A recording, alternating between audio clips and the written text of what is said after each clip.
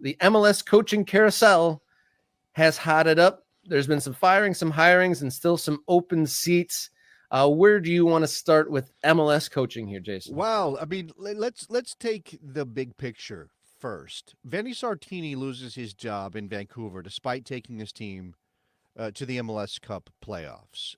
We have now John Herdman out in Toronto. Now, I think there is context to that and why he's no longer there. We've already had changes in hirings. Bruce Arena in San Jose, Nico Etheres in Austin, Javier Mascherano in Miami. I mean, I do think you need to consider Nick Cushing took his team to the playoffs, and he lost his job. He's out. Now, all of these things are most of the time, right? So we had Tata Martino leaving for personal reasons. Whether there were reports of a blow up with Sergio Busquets in the locker room, whether those personal reasons were outside of the club and the team or because of relationships within the team, I think is interesting. You have, as I said, Vinny Sartini, who was always kind of a big personality. Maybe he just wore out his welcome in Vancouver. There was even some Axel Schuster was crying while he was announcing that Vinny Sartini was leaving the club. I mean, kind of a weird choice to make, considering a lot of people thought they were playing good soccer, and if they just had a little bit more in terms of talent, they could be doing something big in the Western Conference. Again, John Herdman being out in Toronto is about the results. I mean, you could justify it simply on their results. But then you also have to look at the drone gate issues that are swirling around Canadian soccer right now. John Herdman, former coach of the Canadian men's national team and the Canadian women's national team before Bev Priestman, who got fired because of her role in drone gate. I think Herdman's the guy that clearly was the architect of all those things. I'm going to remind everybody that once upon a time, John Herdman accused Nick Cushing of punching a player after a game, which no one could prove appears to be completely unfounded. John Herdman seems to be a guy who crossed over that line. He's calling you right now. He's asking you, why are you talking about me? No, John Herdman crossed that line in terms of trying to win soccer matches and lost the moral high ground. Never had it, I guess, but now he's out. I think that my statement here is that the big picture of MLS seems to be that the stakes are rising. And that clubs are getting more impatient. One of those two things. And they could be happening at the same time. That the stakes feel bigger, but also that clubs are not willing to wait as long as they used to as more ambitious owners are involved. And I think this is also fan pressure, but a lot of it has to do with owners. Obviously, in a place like Miami, obviously in a place like Atlanta, obviously in a place like Toronto. Those owners are not going to abide by an underperforming coach just because they would save money by not firing him. So that's interesting to me, Rob. When do you think that kind of pressure on coaches turned? Because I remember when I first started getting into Major League Soccer, 2010, 2012-ish style, it seemed like there was a real apathy or almost not a lot of pressure to move on. They're like, we signed the guy for 4 years, so, he's our coach for 4 years. It didn't seem like results. I mean, obviously success and failure over long term seemed to force some moves, but it wasn't never really seemed like one bad season, you're out the door. When did that kind of pressure sort of amp up? Was it the addition of like the Atlanta Uniteds? Was it as recent as that? I think there have always been owners who are more ambitious than others, but the general culture of MLS was we don't spend a ton of money. Like just as a basic principle, we don't spend a ton of money. And if you fire a coach, you're paying him to go away. And you're signing a new coach to a new contract, and you're paying out more money. So we had a culture where, okay, we're just trying to save money. So therefore, you look for ways to justify keeping a coach. And because MLS has playoffs, hey, you made the playoffs. Oh, that's good enough. You get to stick around for another year.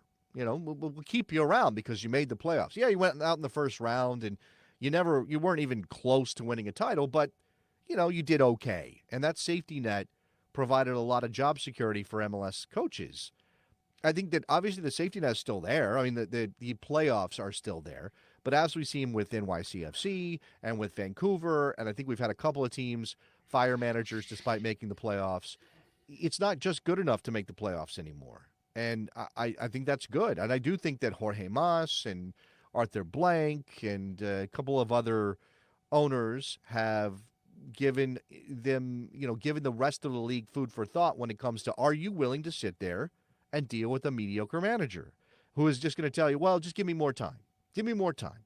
I need another window. I need another season, which, and we all could sort of find ways to justify our jobs if the bar is that low. And here's Mike Thomas and to, again, this is what's interesting. Once you have so many playoff teams, then you are saying that making the playoffs is not the achievement it used to be, right? The playoff bar went from, you're top 6 and you're in the playoffs, pretty decent. We can say that you made progress. That's pretty good, even if you didn't win the title, even if you didn't make a conference final. Now it's like you finished 9th? You finished 8th? Yeah, is that really an accomplishment anymore? Like, I don't know that it is. So I think that's part of it too, that there's a shifting in what constitutes success in a given MLS season. So the remaining head coaching spots open in Major League Soccer: Atlanta, Toronto, NYCFC, and Vancouver. To round out this topic, which is the easiest to fill and which one is the hardest job to fill? The most attractive job, that's a good question. I think it's probably Atlanta, but because they spend money, they've got big crowds, there's a lot of potential there. Philadelphia is an interesting one to me. I'm very fascinated to see how Ernst Tanner handles this, because I'm not sure you're getting cream of the crop kind of attention from managers because of how they've spent and what they've done. And they want to lean into playing younger guys, which is something that Jim Curtin wasn't as committed to at the end. NYCFC has a stadium coming, but that's not happening for a couple years, so you got to manage in a baseball venue. I'm not sure how attractive that is. And they've always hired from within. Jason Kreis, sure, but they've hired from within the CFG family. So I don't know who that might be. That was Vieira and Cushing were both CFG guys before they took the job in NYCFC. Ronnie Dyla was not. I guess he counts. He was at Celtic before he won a title there. So I don't know. That's an interesting one. Who am I missing? We know that Miami's got Mascherano. St. Louis has hired Olaf Melberg. We should mention that. That's a job off the board. That one's interesting. He's got some experience. I guess he was up for the Sweden national team job, but didn't get it. I think he's taken a team up to the first division in Sweden, but not a lot of experience there. So a fascinating kind of experiment in St. Louis. Toronto, so this was the question. I saw Joe Lowry, upon John Herdman's dismissal or departure from Toronto, say one of the biggest jobs in MLS is now open. And I responded to him like, is it really one of the biggest jobs in MLS? I mean, yes, they built themselves a reputation during the Bradley, Altidore, Javinko years. They have this reputation of spending a lot of money.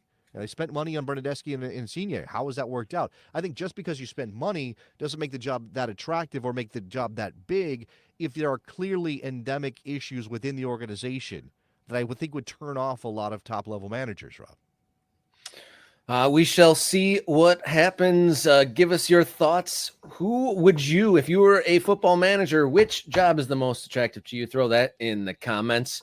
And then hit us up, like, and subscribe on YouTube. Morning Kick Around YouTube. Let's get those numbers up, and contact us and follow us on social media. MKickaround on X, Instagram, and Blue